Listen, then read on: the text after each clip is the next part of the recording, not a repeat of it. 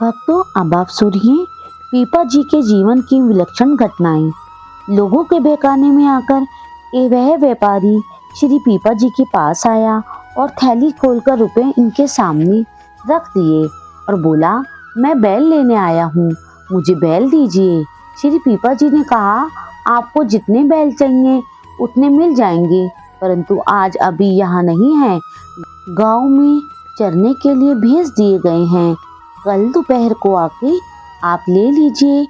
इसके बाद वह व्यापारी तो रुपए देके चला गया। आपने संतों को बुलवाकर भंडारा महोत्सव कर दिया, उसी में सब रुपए खर्च कर दिए। वह बंजारा निर्धारित समय पर आ गया और बोला, मुझे बैल दीजिए। बैल कहाँ है? उस समय पंगत हो रही थी, सैकड़ों संत बैठे प्रसाद पा रहे थे। श्री पीपा जी ने पंगत की और हाथ से संकेत करके कहा, यही सब मेरे बैल धर्म स्वरूप संत हैं, मैं इन्हीं का व्यापार करता हूँ। इनमें से जितने आपको चाहिए आप उतने ले जाइए। उस व्यापारी ने संतों के दर्शन किए, उसके हृदय में भक्ति का भाव भर गया। वह उसी समय बाजार गया और वस्त्र लाकर उसने सभी साधुओं को पहनाया। एक दिन श्री पीपा जी घोड़े पर चढ़कर स्नान करने के लिए सरोवर पर गए। घोड़े को वहीं छोड़कर आप स्नान करने लगे। इतने में ही दुष्ट चोरों ने आकर घोड़ा पकड़ लिया और उसे छिपाकर बांध दिया। आप जब स्नान करके आए तो घोड़ा ज्यों का त्यों वहीं पर खड़ा मिला, मानो उसी को ले आए हों। घोड़े पर चढ़कर आप अपने आश्रम में आ गए। तब चोरों ने यह चमत्कार देखा तो वे डर गए और घोड़े को ले आए। तब वह घोड़ा नहीं दिखाई पड़ा। उन्होंने चोरी छोड़कर शिष्यता स्वीकार की। भक्तों, अब आप सुनिए श्री पीपा दंपति के संत निष्ठा की अद्भुत कथा। एक बार श्री पीपा जी राजा सूर्यसेनमल के यहाँ एक झगड़े का फैसला करने के लिए गए थे। आपके चले जाने के बाद कुटी पर कुछ संत जन पधारे। संयोगवश उस दिन कुटी में अन्न धन कुछ भी नहीं था। संत सेवा के लिए कहीं जाकर कुछ ले आऊं, ऐसा विचार कर श्री सीता सहचरी जी बाजार को गईं। वहां इन्हें देखकर एक दुराचारी बनिए ने बुलाकर पूछा, आपने सामान की आवश्यकता बताई।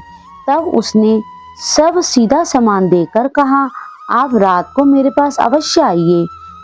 संत सेवा की अपरिहार्य आवश्यकता के कारण सीता सहचरी जी मौन ही रही और आवश्यक सामग्री लेकर कुटी पर आ गई। रसोई हुई और भोग लगाकर जब महात्मा लोग भोजन कर रहे थे, उसी समय श्री पीपा जी पधारे। उन्होंने पूछा कि सामान कहाँ से आया, तो श्री सीता सहचरी जी ने सब बात बतला दी। उसे सुनकर श्री पीपा जी ने उसकी संत सेवा निष्ठा की बड़ी प्रशंसा की। सायंकाल सीता सहचरी को साथ लेकर मैं स्वयं उस बनिए के यहाँ पहुँचे। इनके दर्शन चिंतन से एवं अन्न के संत भगवंत की सेवा में लगने से उसकी बुद्धि शुद्ध हो चुकी थी। अंतः मुख पर दृष्टि न पड़कर उस बनिए की दृष्टि इनके चरणों पर पड़ी। इनके सूखे श्री चरणों को देखकर उसने पूछा, माता जी आप यहाँ तक कैसे आई हैं? इन्होंने उत्तर दिया, स्वयं श्री स्वामी जी ने अपने कंधे पर बिठाकर लाए हैं। फिर उसने पूछा, वे कहाँ हैं? आपने कहा, तुम जाकर देखो, वे बाहर ही होंगे। यह सुनकर वह सीता सहचरी के चरणों में गिर पड़ा और रोने लगा। फिर बाहर आकर श्री पीपा जी के चरणों को पकड़कर बोला, आप कृपा करके हमारी रक्षा करो, आप तो जीव मात्र को सुख देने वाले संत हैं। श्री पीपा जी ने कहा, आप अपने मन में किसी प्रकार की शंका एवं भय न करें, निसंकोच एवं निडर होकर अपना काम करें। आपने हम लोगों के साथ बड़ा भारी उपकार किया है। जिस धन के वास्ते सहोदर भाई भी परस्पर लड़ते और मरते मारते हैं, वह धन आपने बिना रुका लिखाए ही संतों की सेवा के लिए दे दिया।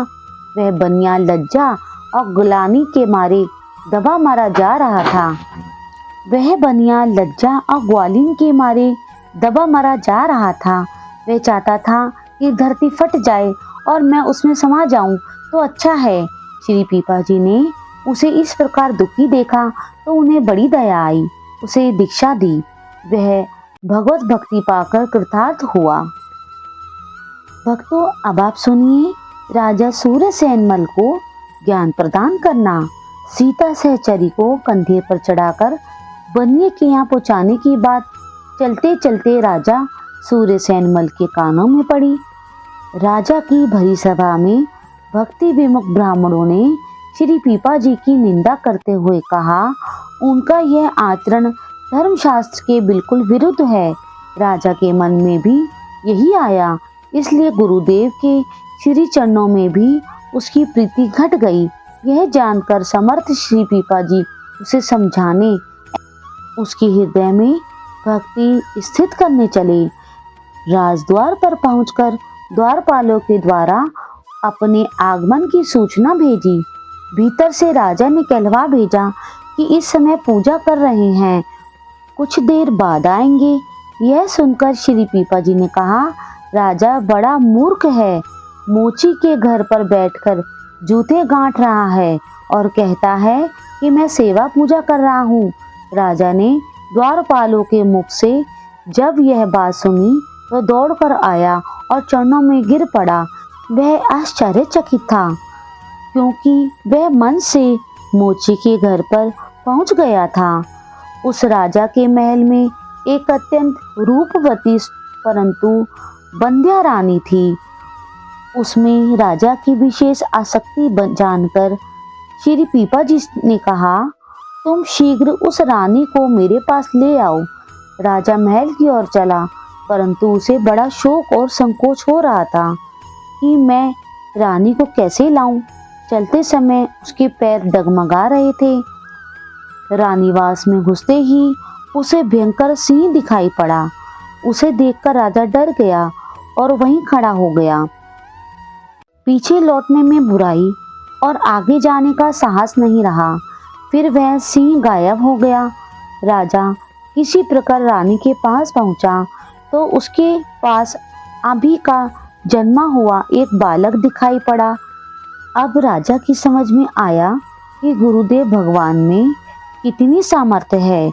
वहीं पृथ्वी पर साष्टांग दंडवत प्रणाम करके राजा ने स्तुति की, हे प्रभु, हम आपकी माया को नहीं जान सकते हैं। आपके सिंह एवं शिशु दोनों ही रूप वंदनीय हैं। राजा की प्रार्थना से प्रसन्न होकर निस्वरूप से श्री पीपा जी वहीं प्रकट हो गए और फटकारते हुए बोले, कहो वह पहले वाला रंग कहाँ गया, जब तुमने लोक लज्जा और मोह का त्याग करके सारा राज्य और रानियां मुझे अर्पण की थी और मेरे शिष्य हुए थे। भक्तों, अब आप सुनिए दुराचारी भगवत विमुखों को संत भाव प्रदान करना। अब जब राजा का अंतकरण पवित्र हो गया, तब श्री पीपा जी ने उसे अनन्य भक्ति का उपदेश दिया। एक दिन एक साधु रूपधारी दुराचारी श्री पीपा जी के पास आकर बोला, आप अपनी स्त्री को मुझे एक रात के लिए दे दिए। आपने कहा, ले जाओ। उसने सीता सहचरी से कहा, आप मेरे संग दौड़ कर चलो। आज्ञा के अनुसार ये उसके साथ दौड़ती हुई चलने लगी, परंतु दौड़ते दौड़ते सारी रात बीत गई, फिर भी उसका घर नहीं आया। प्रातःकाल हुआ, ये बैठ गई और बोली कि अब मैं आपके साथ एक पग भी नहीं चल सकती हूँ, क्योंकि मेरे स्वामी जी की यह आज्ञा थी कि इनके साथ एक रात रहना। सो वह रात बीत गई। उसने सोचा कि यह थक गई है, अतः पालकी या गाड़ी ले आऊं, उसमें बिठाकर ले चलूं। वह गांव में गया तो घर घर में श्री सीता सहचरी जी के दर्शन हुए। तब उसकी आंखें खुली। वहीं आकर बोला, माताजी चलो, आपको स्वामी जी के पास पहुंचाऊं। आश्रम में आकर वह श्री पीपा जी की और श्री सीता सहचरी जी के पैरों में गिर पड़ा। उसके मन से काम वासना दूर हो गई और संत भगवंत की भक्ति में दृढ़ भाव हो गया। एक बार 4 कामी कुटिल दुष्टों ने सुंदर माला तिलक आदि धारण कर लिया और श्री पीपा जी के निकट आकर बड़ी नम्रता से बोले, आप सच्चे संत सेवी हैं, आप अपनी स्त्री हमें दे दीजिए। श्री पीपा जी ने उन्हें काम भाव से व्याकुल होकर प्रतीक्षा करते देखा तो कहा, आप लोग कोठे में जाइए। जैसे ही ये लोग कोठे के द्वार पर गए, वैसे ही एक सिंहनी इन सबके ऊपर इन्हें फाड़ डालने के लिए झपटी, परंतु उसने साधु वेश जानकर फाड़ा नहीं। वे चारों भयभीत होकर भागे और श्री पीपा जी से नाराज होकर बोले, तुमने तो वहाँ हम लोगों को मरवाने के लिए सिंहनी बिठा रखी है, तुम साधु नहीं दुष्ट मालूम पड़ते हो। हंसकर आपने कहा, आप लोग अपने हृदय की कुत्सित भावनाओं को देखिए, अनाधिकार भोग भावना ही सिंहनी है, सद्भाव से उन्हें जाकर देखिए। उन लोगों ने फिर जाकर देखा तो सीता सहचरी जी विराजमान हैं। वे सब चरणों में पड़कर रोने एवं अपराध क्षमा करने की प्रार्थना करने लगे। श्री पीपा जी की बात तो सत्य मानकर वे सब उनके शिष्य बन गए। भक्तों, अब आप सुनिए, श्री पीपा जी ने ग्वालिन को शिष्य बनाया। श्री पीपा जी के यहाँ विराजमान साधु संतों ने एक दिन दही पाने की इच्छा प्रकट की। श्री पीपा जी के यहाँ विराजमान साधु संतों ने एक दिन दही पाने की इच्छा प्रकट की कि आज तो श्री रघुनाथ जी का दही भोग आरोगने का मन है। उसी समय एक ग्वालिन दही बेचती हुई उधर आई। इससे यह जाना गया कि भगवान अपने भक्तों के मनोरथ पूर्ण करते हैं। श्री पीपा जी ने दही का मूल्य पूछा तो उस ग्वालिन ने 3 आना बताया, परंतु उस समय श्री पीपा जी के पास एक भी पैसा नहीं था। उन्होंने उससे कहा, तू दही दे दे, पैसे अभी नहीं है, आज जो भी कुछ भेंट में आ जाएगा वही तुझको मिल जाएगा। यदि कुछ न आया तो तुम्हारा दही ही भेंट समझा जाएगा। ग्वालिन ने स्वीकार कर लिया। दही का भोग लगा। साधुओं ने शक्कर मिलाकर भोग लगाया और बड़े प्रेम से दही पिया। उसी समय श्री पीपा जी का एक शिष्य आया। उसने एक मोती माला के समेत बहुत सा धन भेंट किया। इन्होंने मोती माला और संपूर्ण धन ग्वालिन को दे दिया। वह उस धन को घर लाई, उसमें से कुछ थोड़ा अपने पास रखा, शेष को भक्त भगवंत सेवा में खर्च करके श्री पीपा जी की शिष्या बन गई। ऐसे ही अनेक विध चरित्र थे पीपा जी के। तो अब आप सुनिए श्री रंगदास को भक्ति का मर्म समझाना। एक बार श्री पीपा जी श्री अनंतानंद स्वामी जी के शिष्य श्री रंग जी के यहाँ पहुँचे। उस समय वे भगवान की बांसी पूजन कर रहे थे। श्री पीपा जी उनकी पौर पर बैठे रहे। श्री रंग जी मानसी पूजा में भगवान का श्रृंगार कर रहे थे। पहले मुकुट धारण कराकर तब फूलों की माला पहना रहे थे। वह किंचित छोटी होने से मुकुट में अटक रही थी। उनकी समझ में नहीं आ रहा था कि कैसे पहनाऊं। श्री पीपा जी का मानसी सेवा में प्रवेश था, अतः बाहर से ही कहा कि गांठ खोलकर धारण करा दीजिए। श्री रंग जी ने ऐसा ही किया। फिर तुरंत ही विस्मित होकर आंख खोलकर इधर उधर देखने लगे कि किसने इतनी गुप्त भावना को प्रत्यक्ष देखकर मुझे उपाय बताया है। जब वहां कोई नहीं दिखाई पड़ा तो उत्सुकता वंश बाहर आए।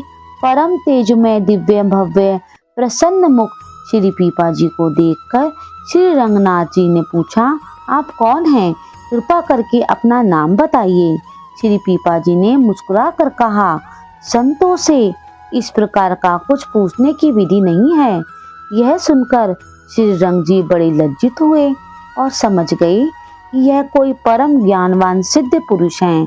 अतः गीतोक्त विधि से पुनः परिचय पूछा। जब श्री पीपा जी ने अपना नाम ग्राम बताया तो सुनते ही वह इनके श्री चरण कमलों में लोटपोट हो गए।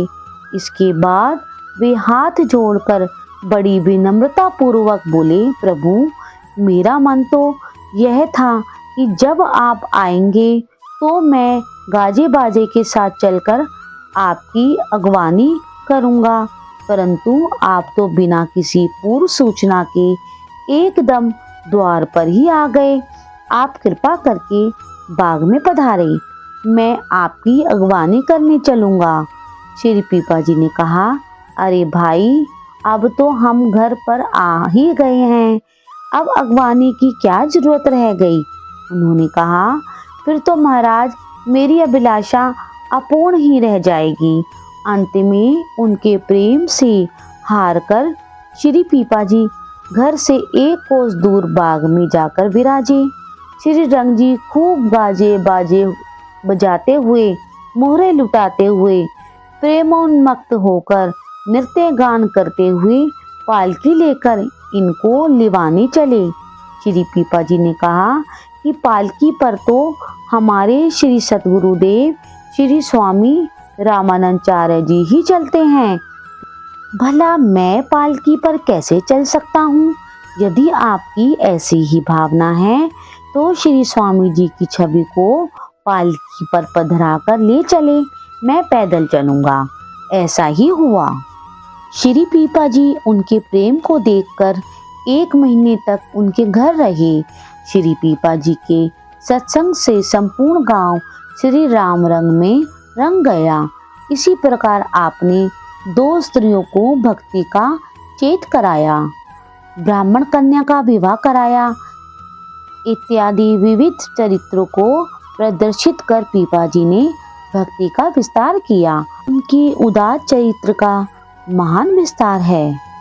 भक्तों, आप इसी प्रकार भगवत कथाएं सुनने के लिए आप हमारे चैनल को लाइक करो, शेयर करो और सब्सक्राइब करो और कमेंट्स में राधे राधे जरूर लिखें।